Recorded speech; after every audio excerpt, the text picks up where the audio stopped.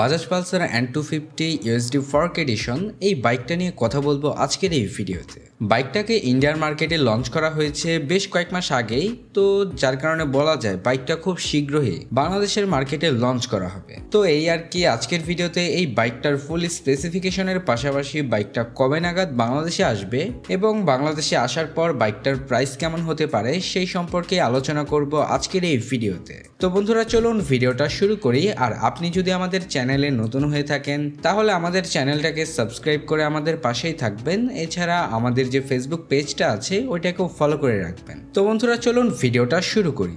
শুরুতেই তাহলে বাইকটার লুকস অ্যান্ড ডিজাইন এবং এর বিল কোয়ালিটি নিয়ে কথা বলি। ওই আর কি বাইকটাকে মাস্কিউলার বডির সাথে অ্যারোডাইনামিক শেপে ফুলি নেকেড স্পোর্টি ডিজাইন করা হয়েছে।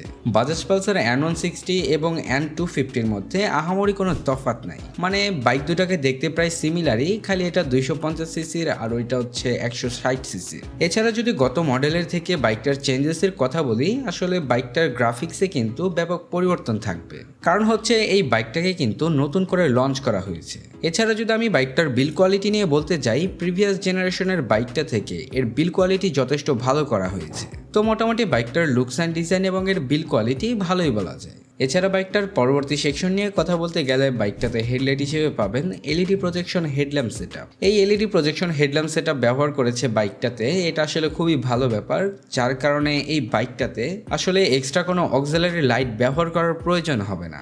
এছাড়া যদি বাইকটার নাইট ভিজিবিলিটি নিয়ে বলতে যাই, বাইকটাকে রাতের অন্ধকারে আপনারা সিটি এবং হাইওয়েতে খুব ইজিলি রাইড করতে পারবেন। সেক্ষেত্রে আসলে কোনো প্রকার কোনো অক্সিলারি লাইটের প্রয়োজন হবে না বাইকটাতে, কারণ এর নাইট ভিজিবিলিটি যথেষ্ট ভালো। এছাড়া বাইকটাতে পাবেন আপনারা এলইডি ভালভের ইন্ডিকেটরস এবং এলইডি ভালভের টেল লাইট।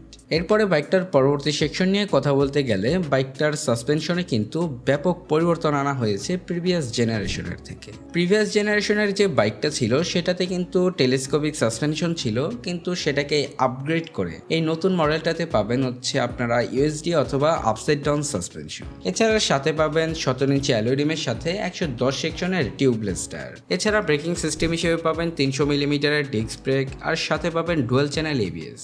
এছাড়া যদি বাইকটার রেয়ার সেকশন নিয়ে কথা বলতে যাই, রেয়ার সেকশনে আসলে তেমন কোনো পরিবর্তন পাবেন না, ওই আর কি সাসপেনশন হিসেবে আপনারা মনোশক সাসপেনশনই পাবেন। এছাড়া সাথে পাবেন 17 ইঞ্চি অ্যালয় রিমের সাথে 140 সেকশনের টিউবলেস টায়ার এবং ব্রেকিং সিস্টেম হিসেবে পাবেন 230 মিলিমিটারের ডিস্ক ব্রেক। যাই হোক, বাইকটার ব্রেকিং সিস্টেম নিয়ে যদি বলতে যাই, বাইকটাতে বরাবরের মতোই ডুয়াল চ্যানেল এবিএস রয়েছে, যেটা খুব ভালো ব্যাপার, যার কারণে আর কি রাইডার বেশ কনফিডেন্টলি বাইকটাকে রাইড করতে পারবে। এমনকি রাইডার বেশ কনফিডেন্টও থাকবে বাইকটার ব্রেকিং সিস্টেম নিয়ে। যাই হোক, তারপরে বাইকটার পরবর্তী সেকশন নিয়ে কথা বলতে গেলে এখানে কিন্তু বাইকটার সবচেয়ে বড় আপডেটের মধ্যে একটা বলা যায়। এখানে বাইকটাতে বিগত মডেলের যে অ্যানালগ স্পিডোমিটার ছিল সেটাকে পুরোপুরি চেঞ্জ করে ডিজিটাল স্পিডোমিটার ব্যবহার করা হয়েছে।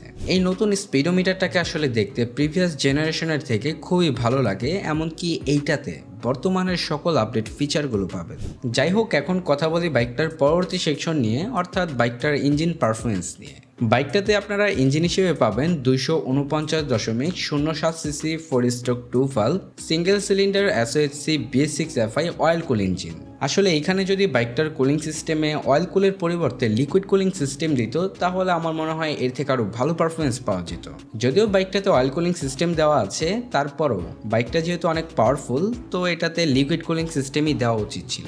কারণ হচ্ছে বাইকটাকে যখন আপনারা রাইড করবেন, এছাড়া এর পাওয়ারও কিন্তু যথেষ্ট ভালো, তো সেই কারণে বাইকটার ইঞ্জিন ভালোই হিট জেনারেট করবে। তো আর কি, যার কারণে আমার মনে হয়েছে বাইকটাতে লিকুইড কুলিং সিস্টেম দিলে অনেকটা ভালো হতো। এছাড়া এই বাইকটা ম্যাক্সিমাম পাওয়ার প্রডিউস করতে পারে 24.5 বিএইচপি অ্যাট 8750 RPM এবং ম্যাক্সিমাম টর্ক উৎপন্ন করতে পারে 21.5 নিউট্রাল মিটার অ্যাট 6500 RPM, যার কারণে বলা যায় বাইকটা থেকে আপনারা টপ স্পিড পাবেন 135 কিলোমিটারের আশেপাশে। এছাড়া যদি বাইকটার মাইলেজ নিয়ে কথা বলতে যাই, বাইকটাতে আপনারা মাইলেজ পাবেন 30 থেকে 35 কিলোমিটারের মতো। এছাড়া এই বাইকটার স্পিডকে মেনটেন করার জন্য বাইকটাতে পাবেন আপনারা 5 স্পিড গিয়ারবক্স, যেটা অবশ্যই চেঞ্জ করা প্রয়োজন ছিল। এখানে তাদের 6 স্পিড গিয়ারবক্সটা দেওয়া উচিত ছিল, কারণ এটা যেহেতু হায়ার সিসি বাইক, তো এর স্পিড কন্ট্রোলের জন্য এখানে যদি 6 স্পিড গিয়ারবক্স থাকতো তাহলে মনে হয় এর থেকে আরও ভালো পারফরমেন্স পাওয়া পাওয়া যেত।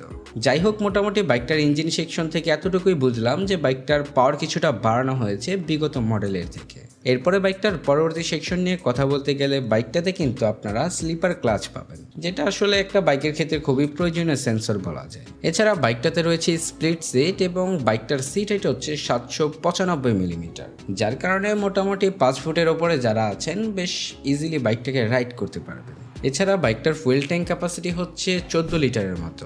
আর বাইকটার গ্রাউন্ড ক্লিয়ারেন্স নিয়ে বলতে গেলে এর গ্রাউন্ড ক্লিয়ারেন্স হচ্ছে 165 মিলিমিটারের মতো। তো এখন কথা বলি বাইকটা কবে নাগাদ বাংলাদেশের মার্কেটে আসবে এবং আসার পর বাইকটার প্রাইস কেমন হতে পারে। আসলে বাইকটাকে ইন্ডিয়ার মার্কেটে লঞ্চ করা হয়েছে কিন্তু বেশ কয়েক মাস আগে, তো সেই হিসাব করলে বাইকটা খুব শীঘ্রই বাংলাদেশের মার্কেটে আসবে। ধরতে পারেন যে জুন জুলাই অথবা আগস্টের মধ্যে বাংলাদেশের মার্কেটে এই বাইকটা আসবে।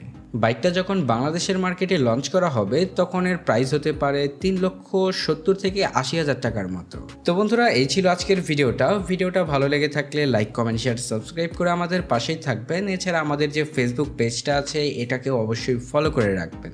দেখা হচ্ছে পরবর্তী কোনো নতুন ভিডিওতে। সবাই ভালো থাকবেন, সুস্থ থাকবেন, ধন্যবাদ।